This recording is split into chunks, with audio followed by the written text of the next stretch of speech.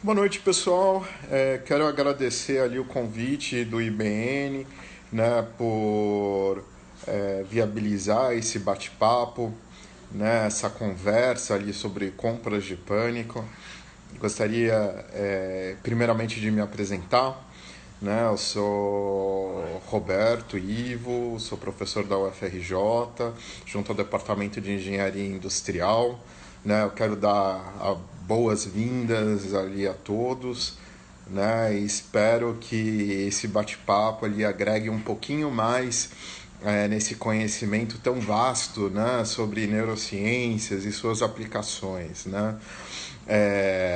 Basicamente nos últimos tempos, não melhor, né, nos últimos dias, a gente vem verificando determinados comportamentos ali de compras bem atípicos, né, assim, que a gente está acostumado a vivenciar ali nesse dia, né, nos nossos dias, né, nas nossas rotinas. E uma das coisas que chama mais atenção, né, é essa necessidade de ter um determinado produto, a necessidade ali de ter um determinado produto. E hoje a gente pode dizer que o produto mais valioso, né, é o álcool gel, né, sem sombra de dúvida. É...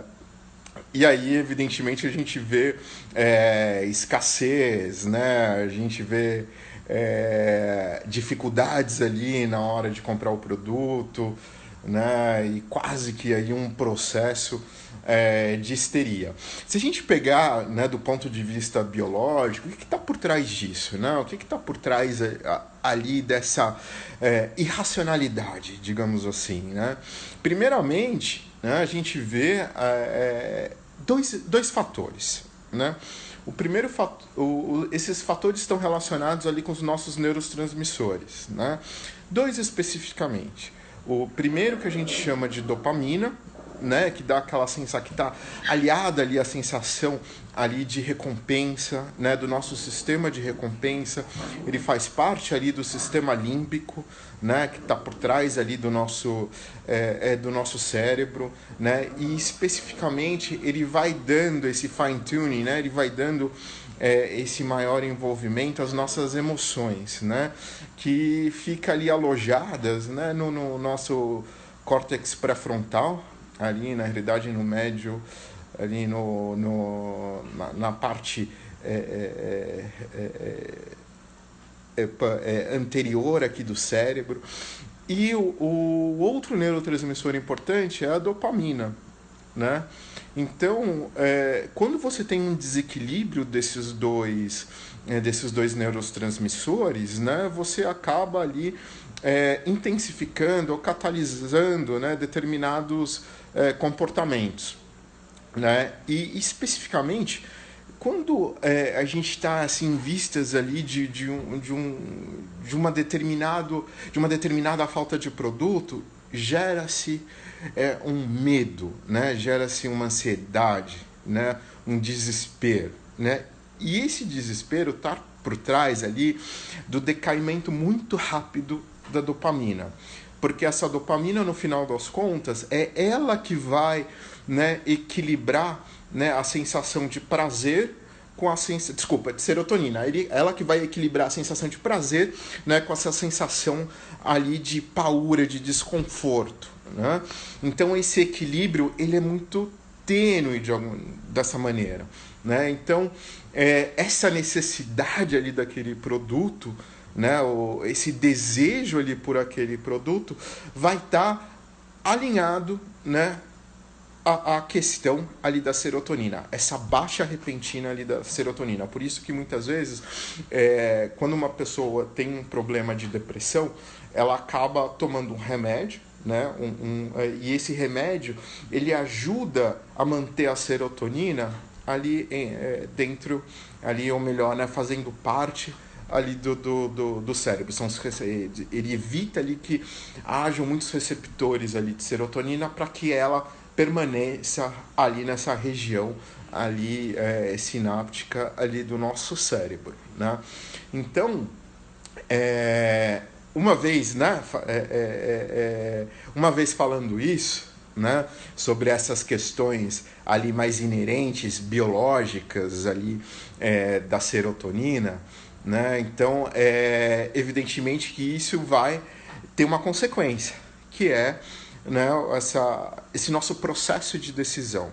Então você imagina, quando em modelos ali neurocientíficos, a gente tem uma doença muito comum, né, que é a questão de depressão e ansiedade, ou também relacionado ali a movimentos ali de hiperatividade, de ansiedade ali muito extrema. Então você imagina da seguinte maneira: a pessoa que está deprimida, ela tem níveis baixíssimos de serotonina, né? Então fica com medo de fazer determinadas coisas, tem uma dificuldade ali numa reação, e muitas vezes isso pode estar de alguma maneira, né, aliado a esse momento ali de introspecção.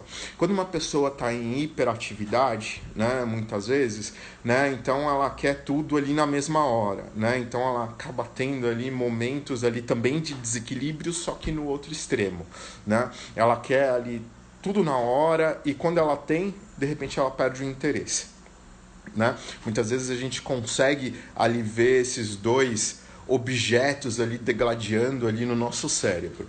E nesses últimos dias, né, o que a gente tem verificado no mundo são que determinados produtos, né, estão em falta. Né? Por que ficaram em falta na realidade? Né? O que levou esse pessoal a irem de forma massiva ali para supermercados, né? E comprar ali de maneira totalmente irracional? Né? De um lado é justamente essa questão ali do medo e da ansiedade, que está atrelado a um fator que a gente chama de desconto hiperbólico. Ou seja, né, você quer aquele produto imediatamente, mesmo que você não precise daquele produto. Muitas vezes você já você já tem um produto ali em casa o suficiente para determinados dias, mas você precisa naquele dia, naquela mesma hora. É como se fosse uma criança, ela vê um produto, ela quer aquele produto, momentos depois ela ela simplesmente desconsidera desse produto. E isso é muito comum, né? Então, no final das contas, né, você acaba tentando maximizar uma satisfação de uma maneira muito intempestiva, né, e achando que isso vai ter alguma consequência ali para você no médio e longo prazo, se você não tiver aquele determinado produto. Então esse é um ponto ali relativamente importante, né?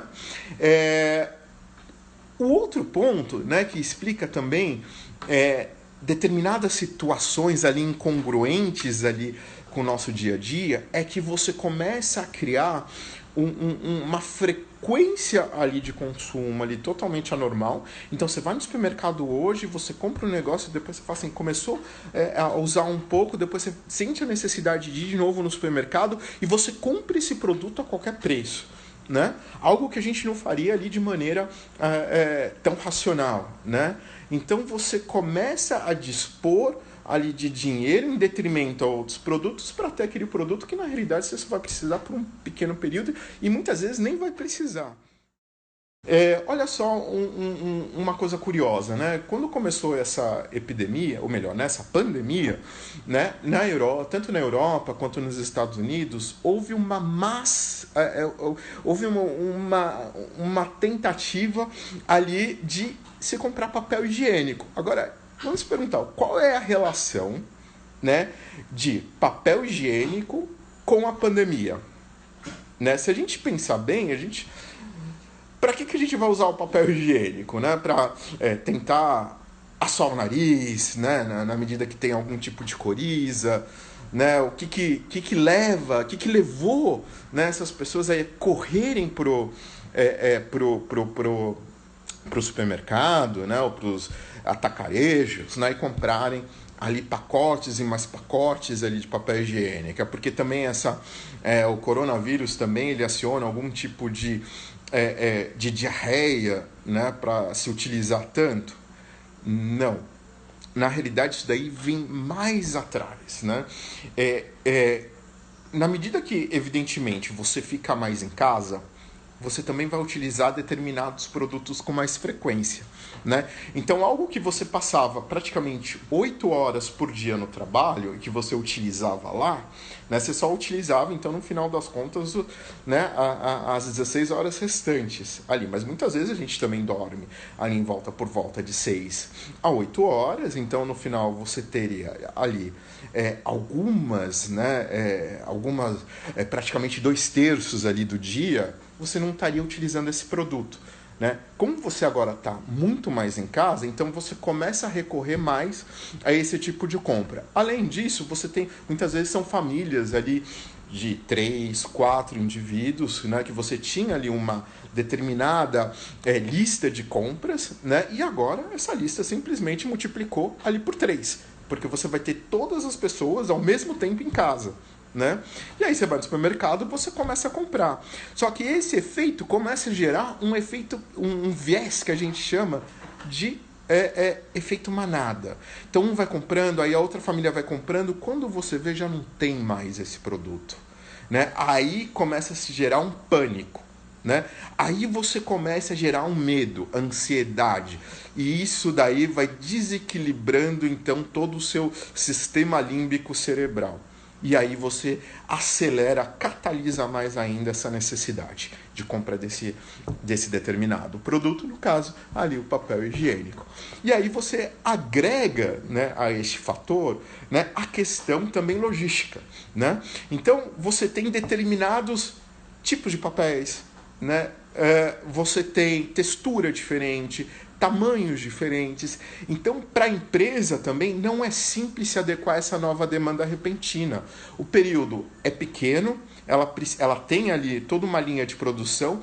Esse processo produtivo, ele é, na realidade, acionado de maneira muito abrupta, então você vai ter que ajustar máquinas, equipamentos, pessoas, treinamento, para atender ali uma determinada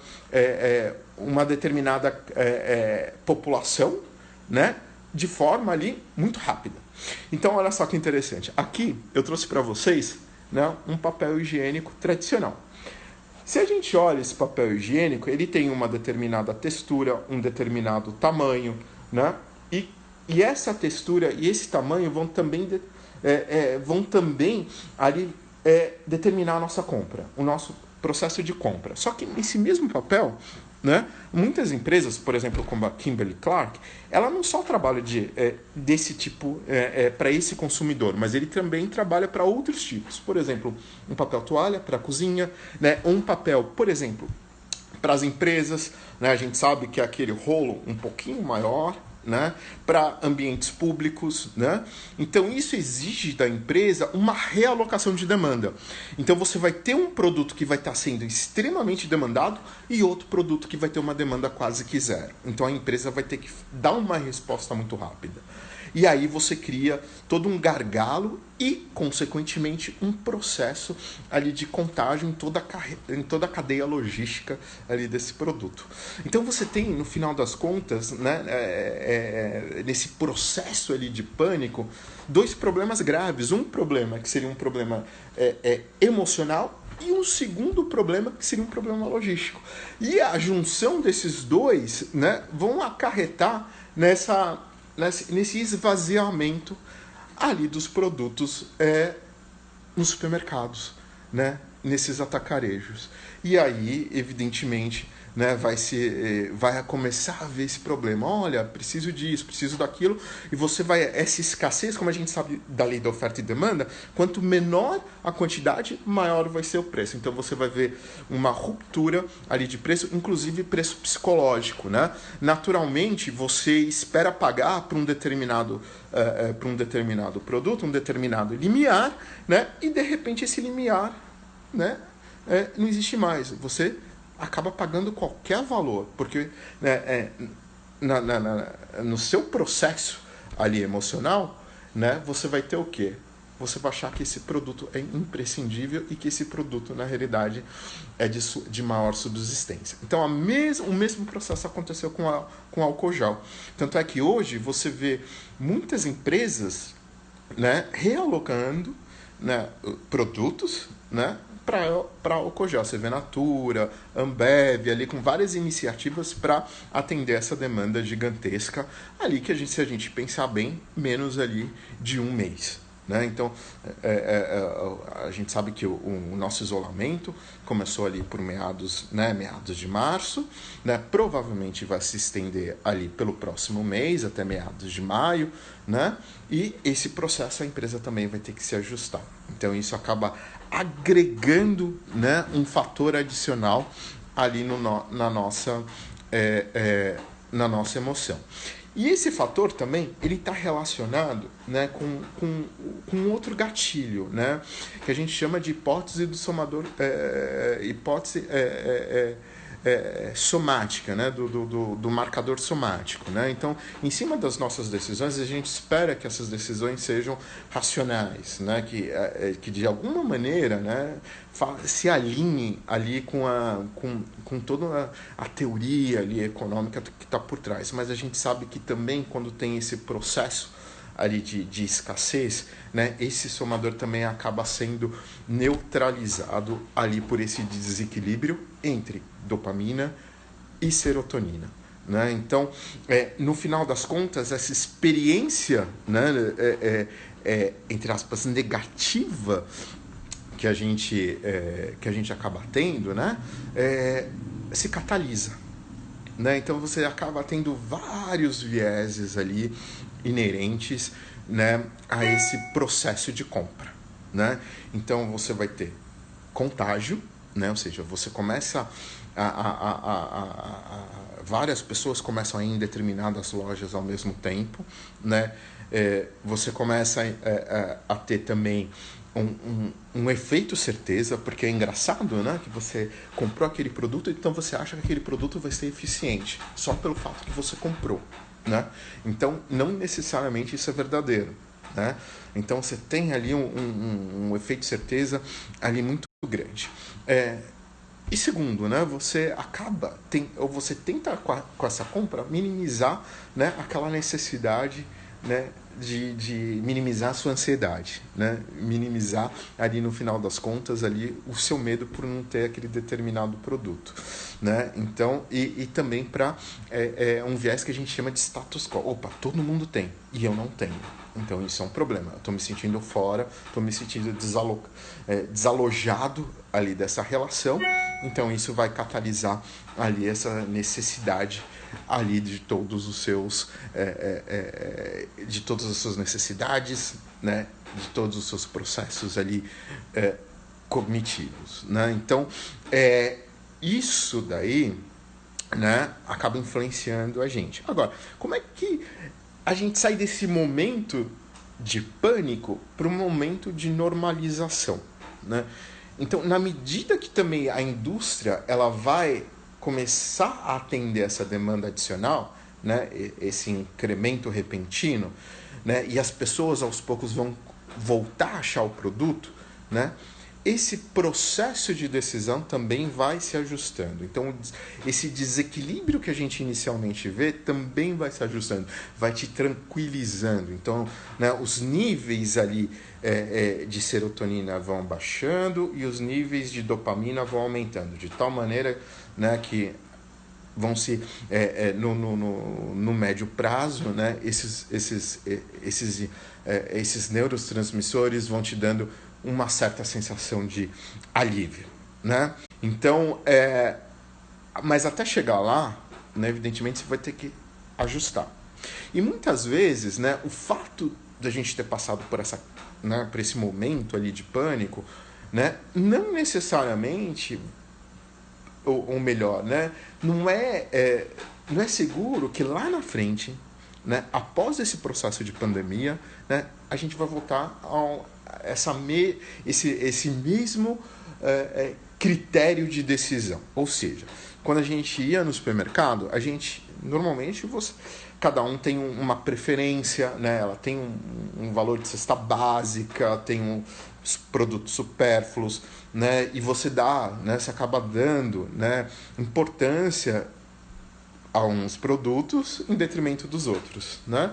Então, muitas vezes após esse período, isso pode modificar um pouquinho ali a nossa cesta de consumo, né? A gente vai começar a dar preferência a determinados produtos relativos à higiene, né? Relativos ali à higiene pessoal, né?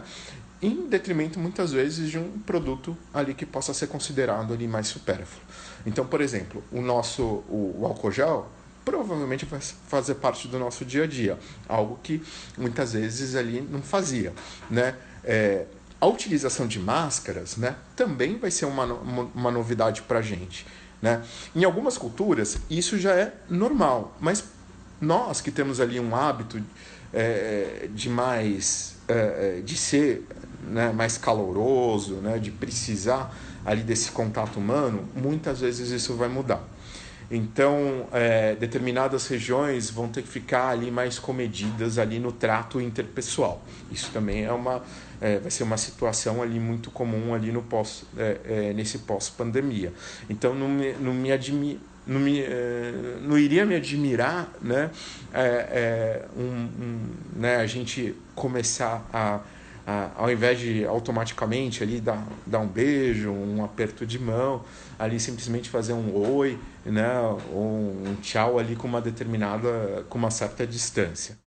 Então a gente vai começar a reparar ali nessa mudança ali de hábito, nessa mudança de cultura, né, em relação ali ao nosso povo. Né? Então, são essas percepções, né, que a gente vai tendo ali no decorrer ali desses dias, né, e dos próximos dias, né, que vão originar um novo hábito, né, um novo comportamento ali do consumidor. E a gente vê também, né, isso até como uma questão de saúde pública. Né? Porque o fato de a gente estar tomando mais cuidado, né, não isso significa que também a gente vai evitar outros tipos ali de doenças. Então, não só referentes ali ao Covid-19, mas também referentes a outros tipos ali de influenzas, né, que venham, ou outros tipos de doenças que venham a acometer, né, toda a nossa população. Então, basicamente, né, o que eu quero trazer aqui para vocês é essa nova perspectiva, né? Então, que esse processo irracional ali que a gente vê, ou que a gente vivenciou ali nos últimos dias, ele, na realidade, por trás, ali tem uma explicação ali neurofisiológica e também uma explicação dada ali pela neuroeconomia e pela economia comportamental. Né? Então, a gente sabe que Daniel Kahneman já trazia isso, né, não só no Pense Rápido e Pense Devagar, né, mas também ali em trabalhos ali desde 1979, né, quando ele já advocava sobre a teoria do prospecto, né, e ele já mostrava, né, aí depois num trabalho de 1992, né, que situações ali positivas, né, ou situações que a gente se via ali de uma maneira um pouco mais confortável, né, a cada momento que essa situação se repetia, né, então a nossa sensação, a nossa satisfação não variava tanto. Né? Imagina como se fosse a gente tomar água. Né? Você está com sede, você toma água no primeiro momento, sacia, né? Toma um segundo copo, né? E você já começa a entrar no nível de equilíbrio, de homeostase normal do nosso corpo. Né? Agora, de uma situação oposta ou mais extrema, né, quando você vê ali uma situação negativa, né, e continua tendo essa experiência negativa, então essa sensação, esse desconforto, ele vai piorar cada vez mais em taxas muito maiores. Né? Então os incrementos ali negativos são muito maiores. Né? Então você vê assim, estou com sede, não tenho água. Então, como eu vou fazer para encontrar água? Né? Então, você começa a percorrer supermercados, farmácias, postos ali para tentar encontrar água. Na medida que você não vai encontrando, você vai ficando cada vez mais preocupado. Né? E aí começa a entrar nesse ciclo vicioso ali de ansiedade, de medo, de desespero, né? E você tem de novo esse desequilíbrio ali inerente biológico. Então isso é a economia, né? E a neurociências ali trazem para você, né? Uma nova ótica, né?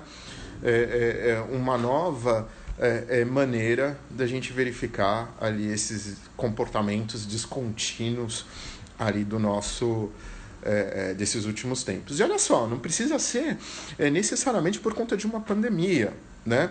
A gente viu o ano passado aqui no Rio de Janeiro, né, com o problema da água, né, o problema que a água que foi de alguma maneira foi contaminada por uma alga, né, em um dos aquíferos aqui da cidade do Rio de Janeiro, né, e a população se viu na necessidade de comprar água engarrafada, né? Não utilizar ali água canalizada, né? Então, dessa mesma maneira, né, você viu a população se comportando idêntico, né, à questão do álcool gel, né? Então ela ficou com medo de ter algum tipo de doença, né? Começou a comprar mais água, a água começou a ficar escassa nos supermercados, porque naturalmente eles têm ali um estoque, né? Só que esse estoque não foi suficiente para essa demanda repentina. A população começou a ficar cada vez mais, primeiro, preocupada, né? Desconfiada, né, da água que estava chegando nas casas, né? E passou, mesmo aquelas pessoas que já tinham, né, o costume de comprar água engarrafada, né, passaram a fazer estoque dessas águas, né, por medo, né, pela necessidade do produto, porque é um produto de subsistência, né, para nossa subsistência, mas também uma relação ali de sobrevivência. Né? Então o pessoal, o ser humano, ele acaba tendo esse comportamento ali de certa forma egoísta, que a gente chama na realidade na teoria de homos econômicos, né? Então você quer primeiro sobreviver, né? Face, né, essa nova conjuntura, né? Então você não está olhando o outro, né? Você está olhando assim próprio e a sua família, né? Então isso também acaba ajudando, né? Acaba entrando ali nesse processo e você vai pagar o preço que for. Então a população mais vulnerável, né, ela fica à margem ali desse processo, né? Então evidentemente que que isso também, né, vai alterando, né, as consequências, né, em diversas camadas ali, né, da nossa sociedade.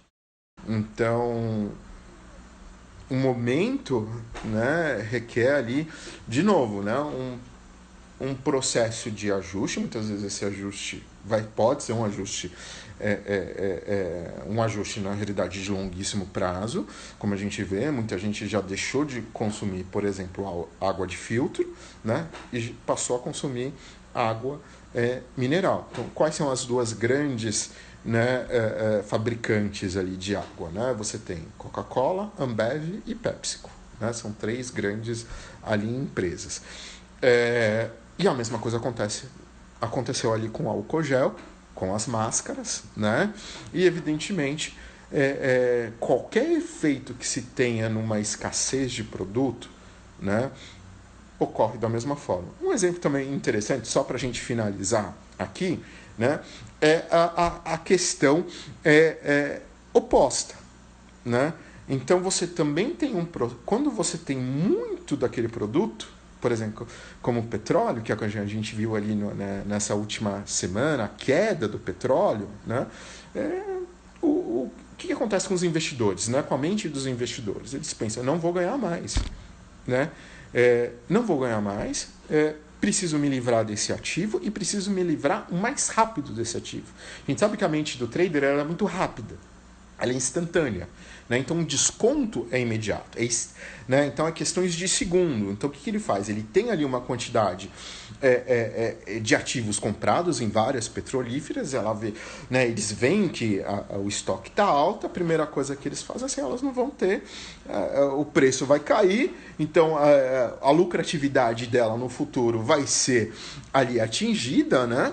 E aí, o que eles fazem no mercado financeiro? Eles simplesmente começam a se desfazer desse ativo. E aí, eles aceleram essa queda de preço. Por quê? Porque, de novo, você tem esse desequilíbrio ali dos neurotransmissores. Tanto para o lado ali de falta de produto, né? Ou seja, quando você sente medo pelo fato de não ter aquele determinado produto, ou ao contrário, quando você tem muito desse produto e você não precisa e você quer se livrar desse produto. Então você começa a ver também uma situação ali de desconforto. Claro que as ponderações ali são muito diferentes, né? De um lado você tem o consumo, né, tradicional, né? E outro lado você tem quase que um consumo, né, virtual, né? Você tem ali uma rapidez ali do mercado financeiro que a gente não encontra ali nos dados de varejo. Né? O que se assemelha muito, por exemplo, são os dados de e-commerce. Então, a pessoa, na impossibilidade de ir até um determinado supermercado, né, ela vai o quê? Ela vai no e-commerce, vai, por exemplo, no Magalu, né, e compra aqueles produtos que estão disponíveis. E aí, de novo, né, tem esse mesmo efeito. Então, não é o fato que você também esteja atrás do computador, né, que essa relação serotoninérgica e dopaminérgica vai se dar de forma diferente. Não, é a mesma coisa. Pessoal, então é isso que eu tinha para dizer para vocês. Ali me coloca à disposição. Se vocês tiverem ali mais questionamentos, mais dúvidas, aí a gente também traz ali novos tópicos. E mais uma vez eu quero agradecer ali essa oportunidade de estar compartilhando ali esses ensaios ali de neurociências, né? E espero que vocês tenham gostado, tá bom? Então eu deixo um grande abraço, uma ótima quarentena para vocês, que fiquem em casa, tá? E qualquer coisa, estamos por aqui. Então deixo um grande abraço e um grande beijo para todos. Valeu aí!